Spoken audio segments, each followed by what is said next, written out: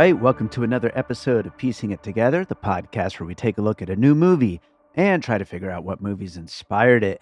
And today on the show, it's time for a Martin Scorsese movie. We're talking about Killers of the Flower Moon.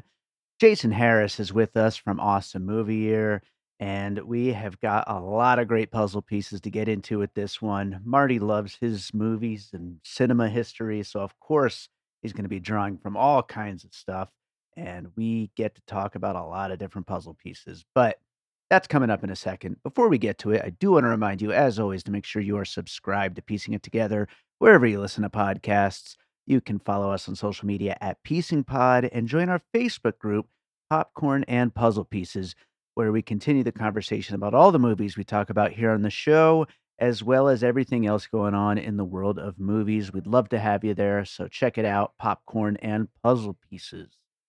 Along with that, we do have a Patreon, the Produced by David Rosen Patreon, where I post bonus and advanced content from Piecing It Together, Awesome Movie Year, and from my music career. Lots of great stuff over there, so check that out, patreon.com/bydavidrosen. I appreciate you being out there just listening. But if you want to support the show in that way, I, of course, would appreciate that as well. So, with that said, well, let's get into Killers of the Flower Moon. It's Scorsese time, and Jason Harris is here. How's it going, Jason? Martin Scorsese, we all talk like this in the movies, right? That doesn't happen in this one, does it? So. You don't have an Ernest Burkhart impression for us? If there was one impression to do, I think in this one it would probably be going back and watching the very creepy performance of Jason Isbell in this one, huh? Yeah, he definitely is a big standout here. I was very excited to see my buddy Jason Isbell here, but yeah, we're talking Killers of the Flower Moon, and this is a movie, and maybe this will come up in some of our puzzle pieces along the way, we'll see, but like the discussion around this movie is so annoying. There's things from the length of the movie, from the the adaptation of the book to the way it treats its characters, all these different things, and every single thing, everybody has big opinions and hot takes. Do you have some hot takes, Jason? On this or on the Taylor Swift Travis Kelce thing? What do we need?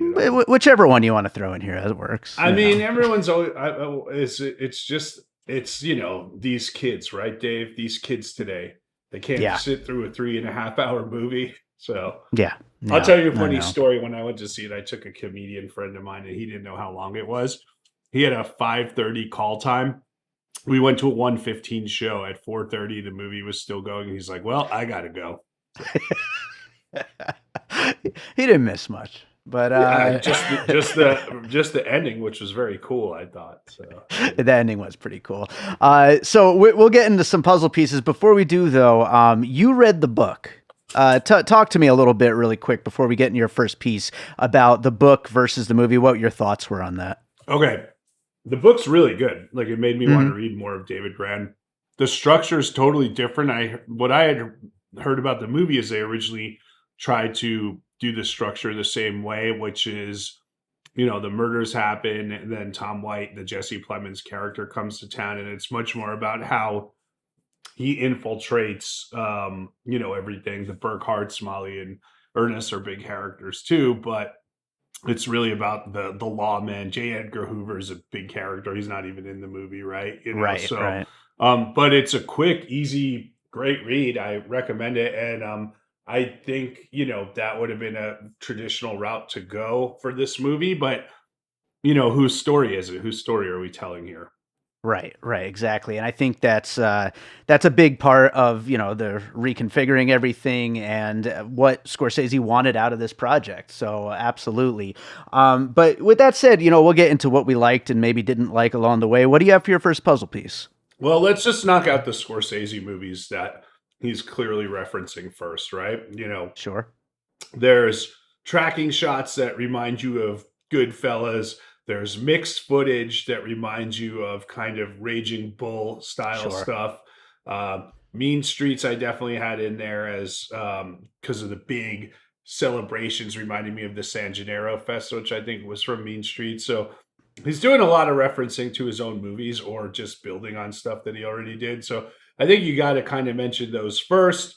But yeah, it's just, he adds on. He's always adding on to what he's done. And, spoilers come in here. The ending, which, instead of the postscript coda is like a radio show, is a really cool way to do it. And it's cool that Scorsese plays one of the characters in it. I think that was like a nice end cap to the whole thing.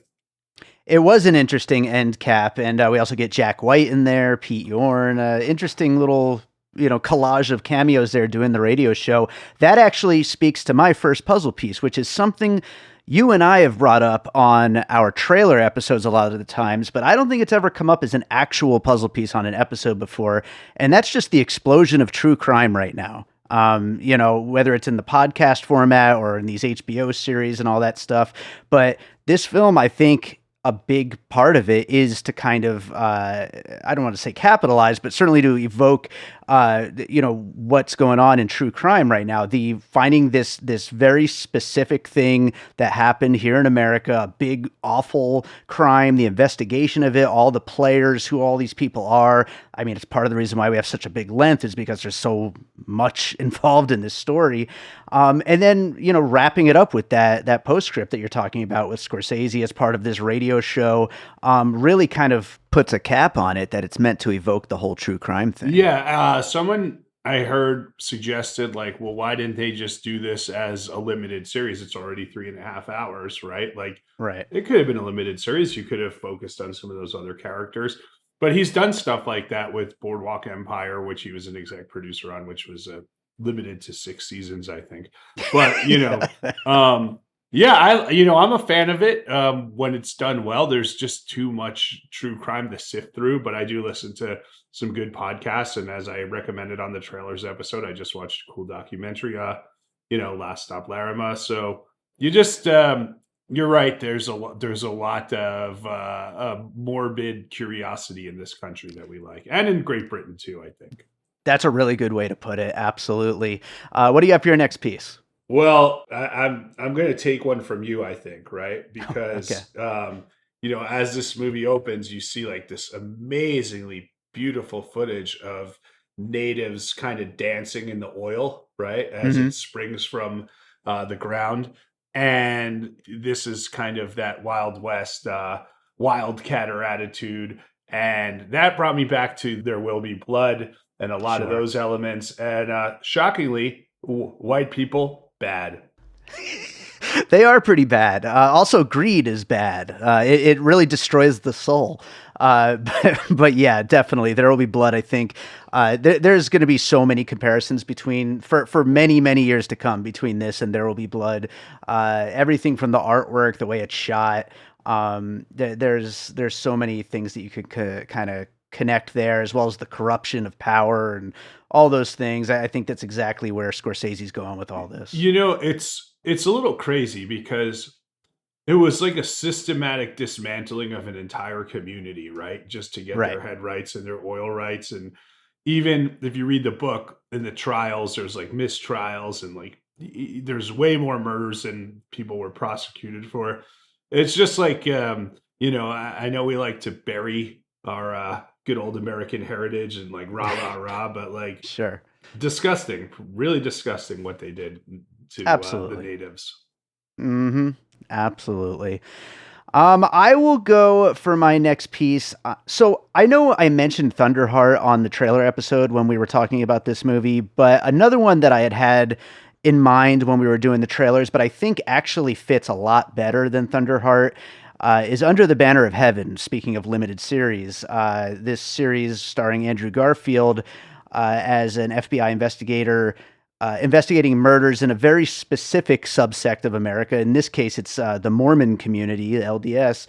And in the process of his examining all those murders, he's learning more about his own faith, learning more about who he is. And we as the audience get to learn a lot about the very unique and secretive customs of that culture. And so the way that Scorsese is really kind of like shining a light on these particular customs and all this stuff, it reminded me a lot of the way that that show did. In it's not just about the murder, it's not just about the investigation, but it's also about these people.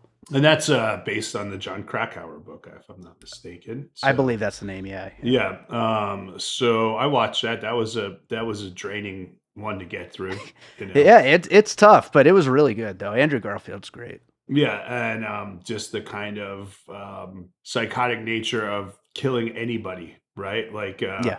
in that one, they kill a baby, which is not Yeah. cool. Don't go around No, killing babies. In we're this not for one, that. there's that shot of the woman's like kind of putting the baby in the carriage, and he just gets on the porch and just blasts her. Yeah. And that's one of the murders they talk about in the book, and it's just sorry to Wall Street and Gordon Gekko, but you're right. In this case, greed is not good. Greed, not good. We agree. And killing babies. What do you have for your next piece? All right, let's go back to the late 70s for an excellent movie. When you're talking about the idea of oil rigging and working these kind of Wild West areas, and just the kind of feeling of anyone can get rich really fast in these boom times and boom towns, I picked Terrence Malick's Days of Heaven, which is a really good movie. And it's got a whole plot in there about a couple who is willing to separate so the woman can marry the rich guy and then they can get better off. And it's a little scheming, kind of like this is. Yeah, no, absolutely. And you again, kind of to go back to There Will Be Blood, just gorgeous cinematography all around, even with any, kind of issues you might have with the movie. Something like a Malick film like that, something like this, you just get these like incredible vistas of the West and of this particular part of the country. So Yeah, that's Rodrigo Pietro who shot this one, right? And he shot yeah, Barbie this summer too, so he's having a year. on fire, absolutely. I'll go to something I didn't like about this movie for my next puzzle piece. This one kind of invokes what is a problem I had with it. Do you remember Rocky and Mumsy from the Looney Tunes? Maybe I don't know them by name. This is it's like two little like mobster type guys, and the one of them is really dumb, and Rocky's like, Mumsy, take this gun and go let Bugs Bunny have it. And he goes in there and he gives Bugs Bunny the gun. And then he comes back out and say, "I let him have it, boss." Yeah, That is the relationship between Robert De Niro and Leonardo DiCaprio here. Leonardo DiCaprio is so dumb, and also him and his henchmen that he hires down the line. Everyone is so dumb that it kind of makes it hard to like even like I was laughing at points at just how stupid these people are, and like to take any of their plot seriously, even though they're very horrible people doing terrible things. They're so stupid. And it's amazing they even were able to do any of this because they're so dumb. yeah, they're not the best criminals. That's true. But is it stupidity, or is it that William Hale, the De Niro character, it was known as the king of the Osage Hills, right? So he Yeah, was the real power broker there. And Burkhart, I love women and I love money, and he seems like he'll excuse anything to, stay under Hale's thumb and continue to work to get that money. At the same time, in the book, and they partially show it here, Molly never really, she confronts her husband, who she knows is like murdering her whole family, but she doesn't really like say, "Hey, that's not cool. Stop murdering my whole family." another problem I had with the movie, actually, like I don't understand this, and like I know some people will look at the Molly character as this, vision of strength and like standing strong in the face of all this stuff that's happening. But why isn't she doing anything to stand in the way of all this? Like she's just letting it happen, and she even says with her girlfriends and her sisters that like he's just after the money, and yet she just lets it all happen. I mean, the only I can come up with three reasons for that. One, she doesn't want to believe it and she is in love with the guy, right? I Two, guess. she's being poisoned by him every single day. So how much strength does she have, right? Sure. And three, look what happens every time the natives try to stop this. Just more of them get murdered. The government doesn't help. Mm, Any white people they enlist to help them get murdered. Pretty much, it's really just racial abuse here. yeah, no, that's absolutely right, and it's a very morose, answer, but it's probably the correct one there. But what do you got for your next piece? I'm going to stick back to that time period I just mentioned and go to a movie that we covered on Awesome Movie Year, known as the biggest bomb of all time, but I'm glad it got a kind of reassessment. That's Heaven's Gate with our friend Michael Nice. Cimino, right? And this, again, this whole idea of like anything goes in the Wild West is a big part of that. But also a big part of that is like, hey, whites, let's go destroy this community and then make it our community instead, right? And that's Sure. basically exactly what happened. Yeah. No, absolutely. Um, I, it's such a difficult one to bring up as a puzzle piece just because of its reputation and everything. But yeah, I mean, it definitely works in that regard. So I like it. Definitely a good one to bring in. It's making And you uncomfortable, not the murdering of an entire Native American tribe, but bringing up Heaven's Gate. That's where you bringing draw the up line. poor Heaven's Gate, a movie which we didn't hate, even though it's got its reputation. Like we liked certain aspects There's of it. some beautiful set design and artwork in there that you can compare it to, along with those story points I mentioned. But could have used a little more brightening up like this one.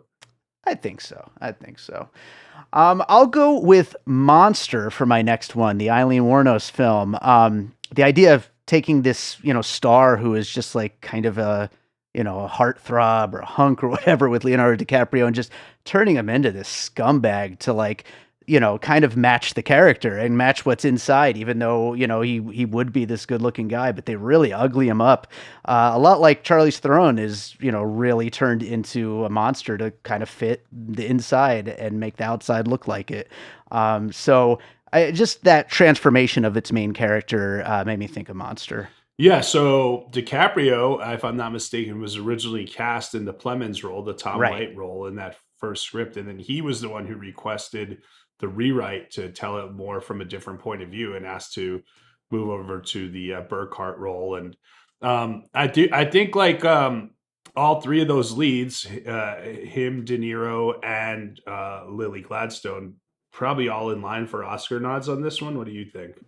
I think that's fair. Maybe throw Brendan Fraser in there too. Oh yeah, I know I'm he's kidding. getting a lot of mixed I, reviews, I but actually really liked him in it, but yeah, no, a lot of people think he's just terrible. it's But bluster. But I get it because I saw your comment on it. He's one of these like histrionic, dramatic lawyers from the time, and right, yeah, so I mean, there had to be a strategy behind it. I think De Niro and also Lily Gladstone are probably the Oscar nods here, and I wouldn't be surprised yeah. if DiCaprio gets it. But I mean, those two really stood out to me. And I actually didn't like De Niro that much in this, partially because of what I was talking about, like just the whole villain hierarchy. I mean, he's so obvious, but I guess that is the character, and so it's hard to like really, put him down for that because that is exactly what he's supposed to be. But he's so goddamn obvious that it bugged me a little bit. But Lily Gladstone's great, and I like DiCaprio in this. I thought he was I good. I think with De Niro though that speaks more to the way the character is perhaps written because he's not going Sure, around like Cape Fear, right? And just like right, men, he's really quiet and like kind of under the radar, and like all those like little scenes where like he finds out that Ernest and Molly are pregnant, and you just get those like kind of under the collar seething sure. reactions. I think it's nice to see De Niro do something this meaty right now. Yeah, that's true, and he's definitely hasn't done much in this vein in a while. And not to go on too much of a tangent, but like I think I would have liked this movie more if there was a little more mystery to it or something. Like it wasn't they kind of play their cards like right in that first half hour to an hour, and we know exactly what's going to happen, exactly how it's going to happen, and it just we're there for 3.5 hours, which I don't mind the length, but I would have, liked some twists or turns or something in there. I guess to me in the book, the twists and turns, I guess, come where it's never unclear that there's some type of scheme going on to murder these people, and like the doctors are clearly in on it, and Yeah. there may be a few more twists and turns, but it also, like, I think, like, the idea is, hey, clearly it's all the white people murdering these guys. Like, let's do something about it, and they don't do Yeah. anything about it, right? So. Right. Right. Absolutely. The point is just how clear cut and straightforward it all is. So for Right. sure. The one thing I would have liked more in that regard is when the Tom White character does come in, which is the lawman, and with played by Jesse Plemons. I like in the book how they establish, because they've had like private investigators there before who are either on the take or get murdered and stuff like that, right?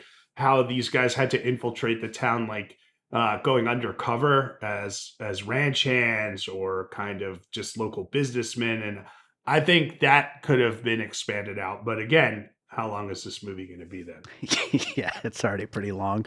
What do you got next? Well, you mentioned we've talked a little about Lily Gladstone and the kind of Molly character, and really, to me, that whole character reminded me of being in The Shining, because Mm, she is trapped in a place where she's seeing all these terrible things happen around her.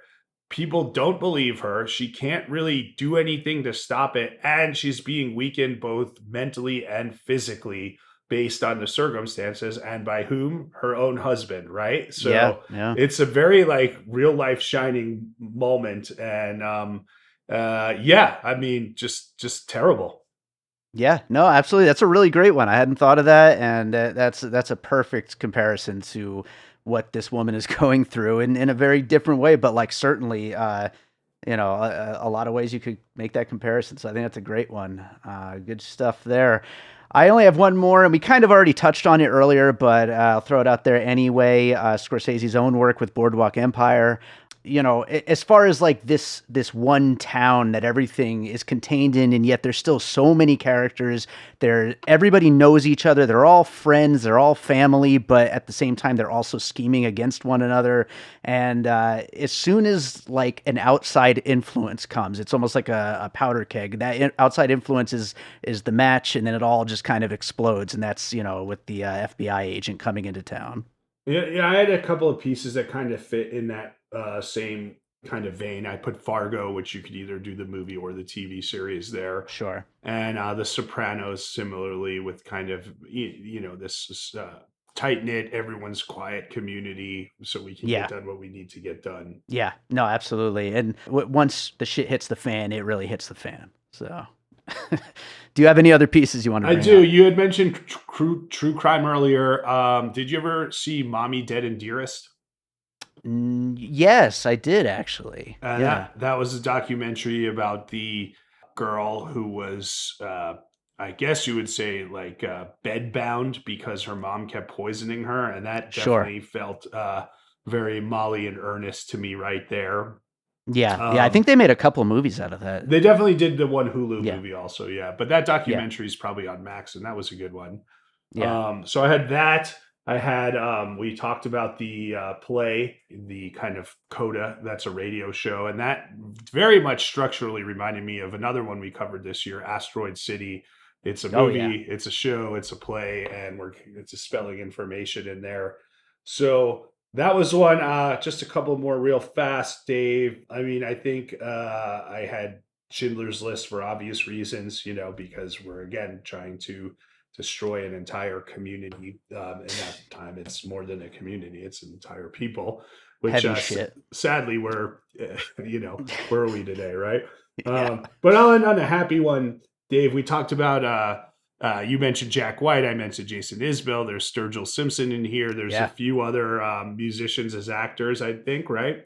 Yep. So it brought me Pete back to Yorn. Jim Jarmusch's Coffee and Cigarettes and the Tom Waits Ooh. Iggy Pop scene. Yeah, there we go. That's a good one to go out on. But yeah, Sturgill Simpson's becoming a good little actor. I like him whenever he pops up in something. But back to Asteroid City, though, that is funny. I hadn't thought about that. But yeah, it's weird that two of our, like, big beloved filmmakers kind of worked that into movies this year. I like that. I mean, I think it works for both of them, and I like that they're trying to find new ways to kind of get the information out in entertaining ways as opposed to post scripting. Obviously, Asteroid City is different because it's a play within a movie and a movie within a Yeah. play, whatever. But yeah, I thought good stuff all in all. Absolutely. Well, I'll read down the list of puzzle pieces and then we'll get into some closing thoughts here. We talked about Scorsese's own Goodfellas, Raging Bull, Mean Streets. We got into True Crime, There Will Be Blood, Under the Banner of Heaven, Days of Heaven, Rocky and Mumsy from Looney Tunes, Heaven's Gate, Monster, The Shining, Boardwalk Empire, Fargo, Sopranos, Mommy Dead and Dearest, Asteroid City, Schindler's List, and Coffee and Cigarettes. A lot of stuff from all over the place, really. Yeah, I really liked, like you mentioned, all the musicians getting in there. You mentioned it with Coffee and Cigarettes. That was like one of my favorite things about the movie. I don't know, any closing thoughts, anything we didn't quite get to while going through pieces I here? think, look, it's not going to be a surprise. I mean, I'm surprised you didn't bring up the score, though, the Robbie Robertson score Oh, and you're, the use yes, of yes. music That's in that's here. on my to bring up as my closing thought. Actually, yeah, the score is fantastic. Yeah, I could see Oscar nomination there. I think we mentioned Pietro for the if I said his last name right there for cinematography. I think Scorsese probably gets one. Yeah, I mean, where does this go in the Scorsese canon? It's what maybe it's crazy to be like, hey, this movie made a 3.5 hour epic that is pretty darn good, and it probably doesn't crack his top 10, right? Right, right. That's exactly what I would say. Pretty darn good, but doesn't crack the top 10. Now, I don't, yeah, there's so many movies I would put above it, but I still enjoyed it quite a bit. And yeah, I don't know. It's an interesting one. It's also, I think, really quick. We should maybe mention the fact that this is an Apple production, and yet they decided to switch it to a theatrical release, which is kind of interesting. When we were actually planning on recording this one, I was almost gonna let it slide because I was like, well, it's already been out on Apple for a couple weeks, and then I checked, and I'm like, oh wait, they haven't released it yet. Like they really switched gears. Yeah, they're going with the because Paramount has released it, right? And it's going full theatrical and it's doing fine.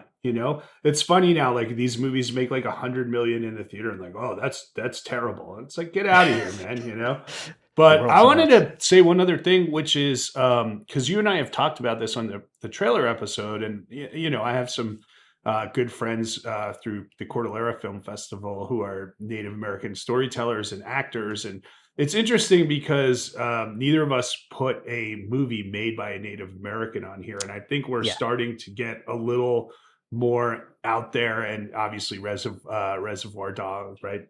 Reservation Reservation Dogs, Dogs. but like we're starting to see kind of more storytellers, more native storytellers, which is great. But I do want to say with Scorsese, it kind of reminded me of Spielberg's West Side Story, where they work so hard to portray something accurately for a different community, and that they had the right people there to help tell them to help tell that story. So I think that's a pretty good deal.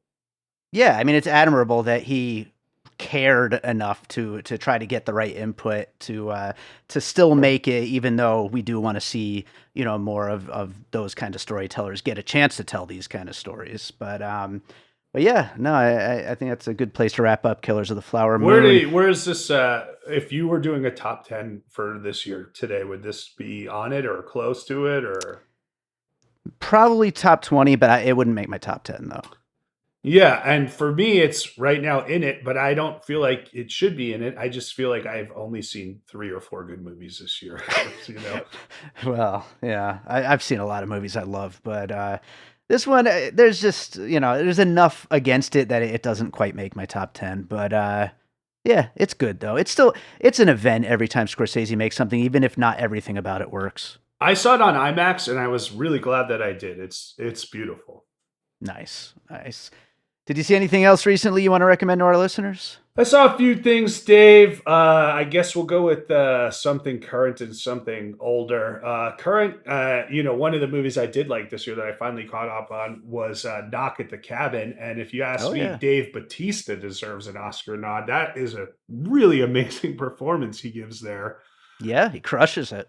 Yeah, and then was telling you, and I know you watched it too, not too long ago. I rewatched Better Off Dead. That's just like a perfect teen '80s movie. So I'm going to put It's that in great. there today. Yeah. Hell yeah, it's awesome.